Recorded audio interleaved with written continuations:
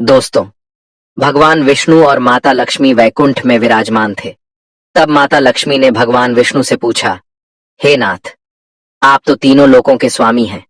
आपकी तीनों लोकों में पूजा होती है। सभी आपकी कृपा पाने के लिए उत्सुक रहते हैं। स्वयं आप भगवान होकर फिर आप इस तुलसी के पौधे की पूजा क्यों करते हैं?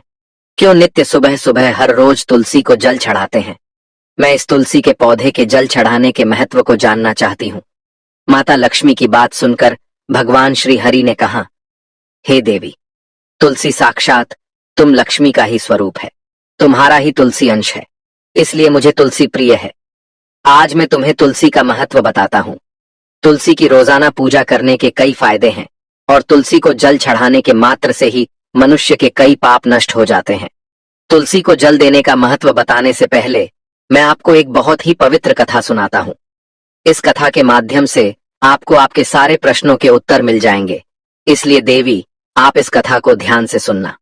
भगवान विष्णु ने कहा, हे देवी, आज मैं जो कथा सुनाने जा रहा हूँ वो कथा सुनने मात्र से ही आपको अनेक प्रकार के पापों से मुक्ति मिल जाती है। इसलिए इसे ध्यान पूर्वक सुने और इसका प्रसार करें। प्रिय दर्शकों, भगवान विष्णु ने कहा, हे देवी, बहुत समय पहले की बात है। वाराणसी में एक ब्राह्मण रहता था। उसका जन्म तो ब्राह्मण कुल में हुआ, लेकिन उसके कर्म बहुत नीच प्रवृत्ति के थे। वह ब्राह्मण होकर भी लोगों को कभी असली ज्ञान नहीं देता। हमेशा भगवान के पूजा विधि के नाम पर लोगों से पैसे लेता, लोगों को हमेशा झूठ बोलता, कभी किसी के साथ प्रेम पूर्वक व्यवहार नहीं करता। अपने पैसे हमेशा जुआ वैश्यावृत्ति में ही लगा देता था। हमेशा मांस मदिरा का सेवन करता, अपने माँ बाप को भला बुरा कहता। उसने अपने जीवन में कभी भी कोई भी पुण्य कर्म नहीं किए, कभी दान धर्म नहीं किए। वह सदा ही पाप कर्मों में मग्न रहता। उसने कभी भी सही तरीके से शास्त्रों का अध्ययन नहीं किया। सदैव ही उसका मन दूसरों के धन लूटने में लगा रहता था और वह दिन में जो भी धन कमाता उसे रात्रि में जुआ खेलने में और वैश्यावृत्ति में उड़ा देता। इस तरह वह ब्राह्मण अपने जीवन में पाप कर्म करते जा रहा था। इस प्रकार से पाप करते हुए उसे कई वर्ष बीत गए। फिर एक दिन वह ब्राह्मण पास ही के गांव में मांगलिक कार्य करने हेतु सुबह सुबह घर से बाहर निकल गया। चलते चलते उसे बीच रास्ते में गंगा नदी बहती दिखाई दी। इसलिए उसने सोचा, इस नदी में स्नान करके ही आगे जाते हैं। वही किनारे पर उसे आश्रम दिखा। उस आश्रम में अनेक विद्वान ब्राह्मण प्रतिदिन पुराणों का पाठ और भगवान की भक्ति में लीन रहते। उनके मंत्रों के जाप उसे सुनाई दिए। उस ब्राह्मण ने सोचा, स्नान होने के बाद आश्रम जाते हैं, सुबह के भोजन की यहाँ व्यवस्था होगी। प्रतीत हो रहा है यहाँ बड़े बड़े विद्वान पंडित आए हैं, खाने में कुछ अच्छा ही होगा। ब्राह्मण उनके साथ रुक गया। उन ब्राह्मणों के साथ रहकर उसे भी भगवान का नाम लेने का अवसर मिल गया। वहां खाने और रुकने की व्यवस्था अच्छी थी, इसलिए वह उसी स्थान पर कुछ दिनों के लिए रुका रहा। फिर वहां पर आए हुए लोगों ने गाय का पूजन करके ब्राह्मणों को भोजन कराया, तो उस ब्राह्मण ने भी उनके साथ बैठकर भोजन किया और भगवान का प्रसाद ग्रहण किया। वहीं पर उस आश्रम में एक तुलसी का पौधा था जो कि सूख रहा था। यह देखकर वह ब्राह्मण जाने अनजाने में प्रतिदिन तुलसी के पौधे में पानी डालता रहा। उसके मन में कोई विचार नहीं था कि वह क्या कर रहा है। प्रतिदिन सुबह उठकर बाल्टी में पानी लेकर तुलसी के पौधे में डालता था। यह उसका रोजाना का नियम बन गया। फिर एक दिन की बात है, वह आश्रम में सोया हुआ था। तभी नींद में ही उसे दिल का दौरा पड़ा। दिल का दौरा पड़ने की वजह से उसकी नींद में ही मृत्यु हो गई। जब सुबह दूसरे ब्राह्मणों ने उसे उठाने की कोशिश की, पर वह उठ ना सका। फिर उन्हें झांत हुआ कि पंडित की मृत्यु हो गई है, तो वहीं खड़े एक इंसान ने उसके मुख में तुलसी पत्र और तुलसी का जल डाल दिया। मृत्यु होने के बाद यम के दूत उसे लेने आए। रास्ते में जाते हुए वह ब्राह्मण विलाप करने लगा और जोर जोर से रोने लगा, मुझे छोड़ दो। फिर वह यमदूतों से कहता है, हे यमदूतों, मुझे कहाँ ले जा रहे हो और मेरी मृत्यु किस कारण से हुई? तब यमदूत कहने लगे, हे ब्राह्मण, तुमने जन्म से लेकर मृत्यु तक बहुत सारे पाप कर्म किए हैं। तुम्हारे पापों के कारण ही तुम्हें दिल का दौरा पड़ा था और इसी में तुम्हारी मृत्यु हुई। अब हम तुम्हें यमपुरी लेकर जा रहे हैं। यमराज ही तुम्हारे पाप कर्मों का लेखा जोखा देखेंगे और निश्चित ही तुम्हें घोर नरक में डालेंगे। फिर वह ब्राह्मण यमदूतों से माफी मांगने लगा और उसे छोड़ देने की विनती करने लगा, किंतु यमदूतों को उस पर जरा भी दया नहीं आई। वे उसे घसीटते हुए यमराज के सामने उपस्थित हुए। तो यमराज के पास बैठे हुए चित्रगुप्त ने अपनी पुस्तक निकाली और ब्राह्मण के कर्मों का लेखा जोखा पड़ा। चित्रगुप्त यमराज से कहने लगे, हे धर्मराज, इस ब्राह्मण ने पूरे जीवन भर पाप ही पाप किए हैं, जीवन में कोई भी पुण्य काम नहीं किया। मनुष्य होकर भी इसने अपने जीवन का मूल्य नहीं चुकाया।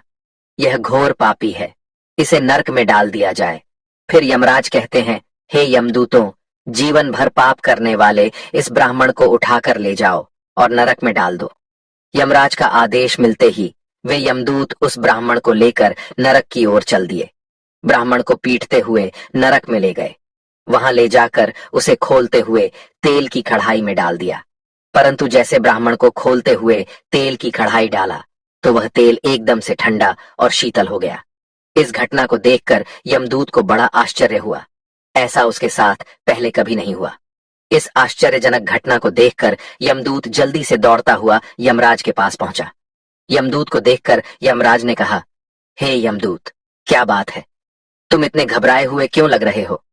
फिर वह यमदूत कहता है, हे धर्मराज, आपने जिस ब्राह्मण को नरक में डालने के लिए कहा था, मैंने जैसे ही उसे खोलते हुए तेल की कढ़ाई में डाला तो उस भट्टी की अग्नि बुझ गई और वह खोलता हुआ तेल भी बिल्कुल शांत हो गया।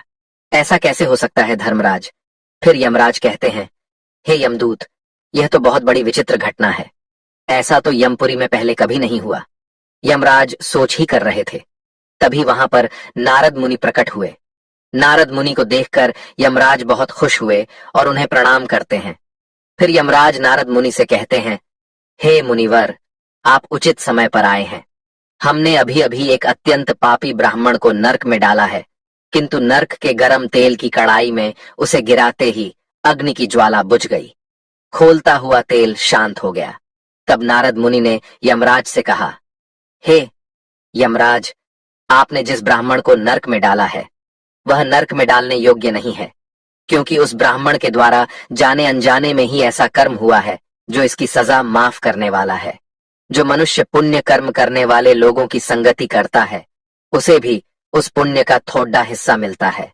यह ब्राह्मण तो कई दिनों तक भगवान के भक्तों के साथ रहा और ब्राह्मण ने आश्रम में रहते हुए जाने अनजाने में रोजाना तुलसी में जल डाला, इसलिए यह ब्राह्मण बड़ा पुण्यात्मा बन गया और इसके सभी पाप नष्ट हो गए।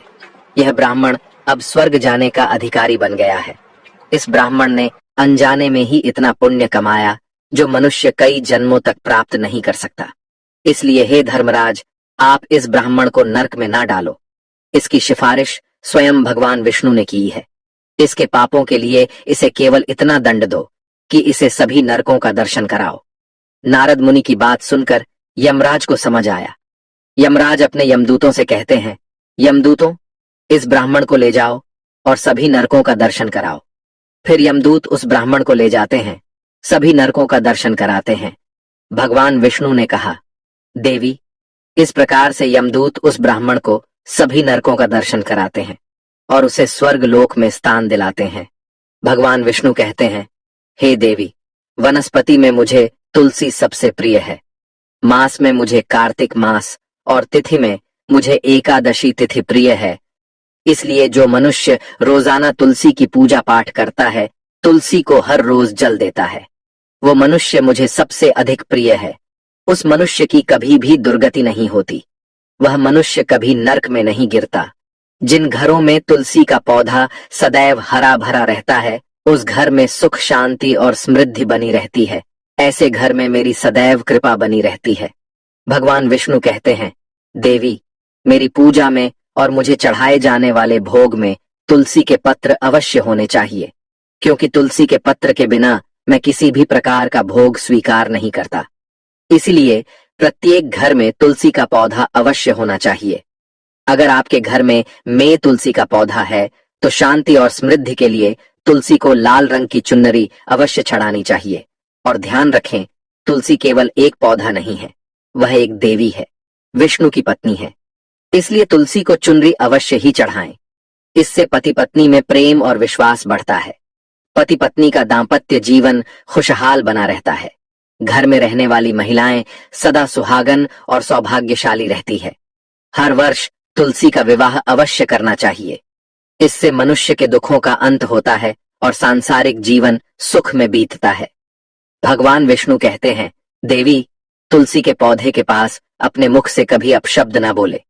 तुलसी के नजदीक भूल से भी जूते चप्पल झाड़ू पोंछा ना रखें, इसे पाप माना गया है। तुलसी के पौधे के पास जल से भरा हुआ बर्तन भी नहीं रखना चाहिए।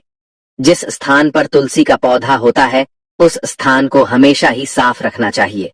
नियमित रूप से तुलसी के पौधे के पास साफ सफाई करनी चाहिए। भूल से भी तुलसी के पौधे में शिवलिंग और गणेश जी की प्रतिमा नहीं रखनी चाहिए।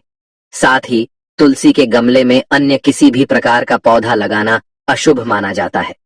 तुलसी के पौधे के पास कपड़े भी नहीं सुखाने चाहिए, अन्यथा कपड़ों का गंदा पानी तुलसी के पौधे पर गिर सकता है। हमें ध्यान रखना चाहिए, तुलसी के पत्र को नाखून से तोड़ना नहीं चाहिए, इससे तुलसी का अपमान होता है। तुलसी के पत्ते यदि सूख कर गिर जाते हैं तो उन्हें कूड़े कचरे में नहीं फेंकना चाहिए। अच्छा यह होगा कि आप उन पत्तों को उठाकर तुलसी के गमले में ही दबा दें या फिर जमाकर किसी तीर्थ की गंगा में बहा दें। तुलसी को सुबह स्नान करके ही जल देना चाहिए। शाम के समय तुलसी के पास एक दीपक जलाना चाहिए। भगवान विष्णु कहते हैं, देवी, हमने देखा है अक्सर महिलाएं स्नान के बाद अपने बाल खुले रखकर ही तुलसी को जल देती हैं। ऐसा करना गलत है। महिलाओं को हमेशा अपने बाल बांधकर माथे पर सिंदूर लगाकर ही तुलसी में जल देना चाहिए। इससे तुलसी का आशीर्वाद प्राप्त होता है। घर में तुलसी का पौधा लगाते समय ध्यान रखें, इसमें गंदी मिट्टी का प्रयोग ना करें, इससे तुलसी का अपमान होता है। इसलिए हमेशा तुलसी को खेत या फिर किसी बगिए की मिट्टी में लगाना चाहिए।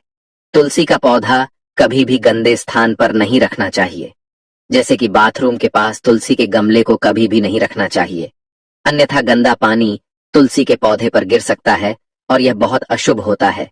घर में तुलसी का पौधा कभी सूखना नहीं चाहिए। अगर घर में तुलसी का पौधा सूख जाए तो घर की सुख समृद्धि खत्म हो जाती है, घर में कभी बरकत नहीं रहती। ध्यान रहे, सूखी हुई तुलसी में मां लक्ष्मी का वास नहीं होता।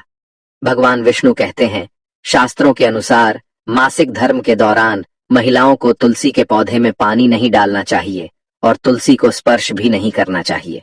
तुलसी को बिना स्नान किए जल नहीं देना चाहिए।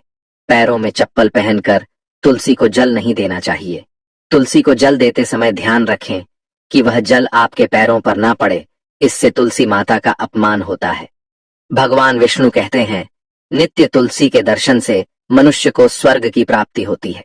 तुलसी पत्र के सेवन से सभी पाप नष्ट हो जाते हैं। तुलसी का पौधा हमेशा घर के सामने लगाना चाहिए। तुलसी को पूरब और उत्तर दिशा में लगाना चाहिए। तुलसी के पास मरुस्थलीय पौधे रखना अशुभ माना जाता है। ऐसे पौधों से नकारात्मक ऊर्जा निकलती है। शास्त्र में कहा गया है, जिन पौधों से हरी भरी कलियों की उत्पत्ति ना हो, उनके स्थान पर कांटे निकले, ऐसे पौधों को तुलसी के पास कभी भी नहीं रखना चाहिए। शास्त्रों में केले के पौधे का विशेष महत्व बताया गया है। अगर तुलसी के पास केले का पौधा लगा देते हैं तो कई गुना अधिक फल की प्राप्ति होती है। केले के पौधे में देवी लक्ष्मी का वास होता है। इसे तुलसी के पास लगाने से घर में सुख समृद्धि आती है। तुलसी के पौधे में शालिग्राम भी अवश्य रखना चाहिए। तुलसी के गमले में शालिग्राम रखने से तुलसी और भी अधिक शुभ प्रभाव देने वाली बन जाती है। शालिग्राम भगवान विष्णु का ही निराकार रूप है। यह काले रंग का पत्थर है जिसे विलक्षण और मूल्यवान माना गया है। अगर शालिग्राम को तुलसी के गमले में रखेंगे तो संपूर्ण नकारात्मक ऊर्जा नष्ट हो जाएगी। घर में केवल एक शालिग्राम की ही पूजा करनी चाहिए। भगवान विष्णु कहते हैं, देवी, मेरी मूर्ति से कई ज्यादा उत्तम है शालिग्राम। प्रतिदिन शालिग्राम को चंदन लगाकर उस पर एक तुलसी पत्र रखना चाहिए। शालिग्राम को पंचामृत से स्नान कराना चाहिए। ऐसा करने से मनुष्य के सभी जन्मों के पाप नष्ट हो जाते हैं। शालिग्राम सकारात्मक और सात्विक ऊर्जा का प्रतीक है। इस प्रकार भगवान विष्णु ने माता लक्ष्मी को तुलसी के पौधे को जल देने का महत्व बताया और घर में तुलसी का पौधा लगाने के नियम भी बताए। प्रिय मित्रों, उम्मीद करूंगी आपको यह कथा बहुत अच्छी लगी होगी। यदि आपको कथा अच्छी लगी है तो आप हमारे चैनल को सब्सक्राइब जरूर कीजिए। कमेंट में जय तुलसी माँ, जय श्री हरि विष्णु अवश्य लिखिए। धन्यवाद।